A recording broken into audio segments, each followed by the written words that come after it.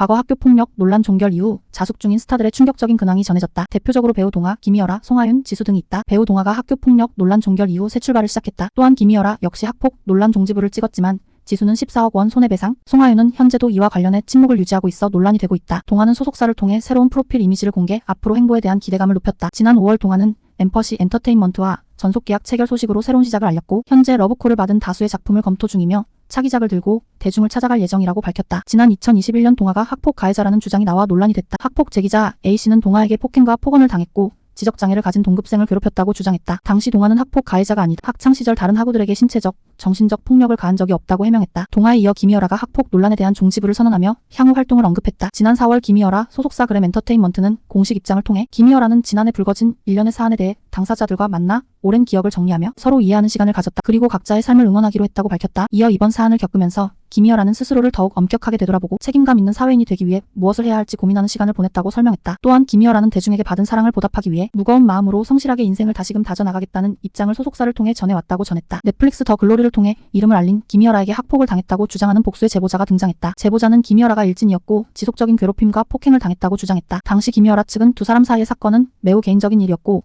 지속적인 괴롭힘과 폭행이 아니다. 친구 사이 잘잘못과 오해로 인한 다툼이라고 해명했다. 하지만 학폭 논란 이후 김희열아는 SNL 코리아 시즌4의 9회차 게스트로 출연이 취소됐다. 반면 조병규의 경우 학폭 의혹 이후에도 연기 활동을 이어가고 있지만 아직 원만하게 해결되지 않아 여전히 학폭 꼬리표가 이어지고 있다. 현재도 해당 사건은 마무리되지 않은 상태다. 송하윤 역시 진실 공방을 이어가고 있다. 송하윤 측은 과거 학교 폭력에 연루돼 강제 전학을 당한 사실을 인정하지만 제보자와는 일면식이 없다고 반박했고 최초 폭로한 JTBC 사건 반장에 대한 방송 금지, 가처분 등 필요한 모든 조치를 고려하고 있다고 강경한 태도를 보였다. 하지만 송하윤을 향한 피해자들의 제보가 계속되자 소속사와 송하윤은 침묵을 유지하며 여전히 학폭 사건은 마무리되지 않고 현재 진행 중으로 남아있다. 지난달 25일 서울중앙지법 민사합의 31부는 KBS ETV 드라마 달이 뜨는 강 제작사 빅토리 콘텐츠가 배우 지수의 옛 소속사 키스트를 상대로 낸 손해배상 청구 소송에서 키스트는 빅토리 콘텐츠에 14억 2,147만 원과 지연 이자를 지급하라고 원고 일부 승소 판결을 내렸다. 또 지수는 학교폭력 혐의를 부인하며 폭로자들을 명예훼손 혐의로 고소했지만 재판부는 폭로자들의 주장을 신빙성 있게 받아들여 혐의 없음으로 판결을 내렸다. 앞서 지난 2021년 온라인 커뮤니티 상에서 배우 지수의 학교폭력 의혹이 불거졌다. 당시 폭로자는 중1 때 지수가 지하철에서 기분이 나쁘다는 이유로 따귀를 때렸다.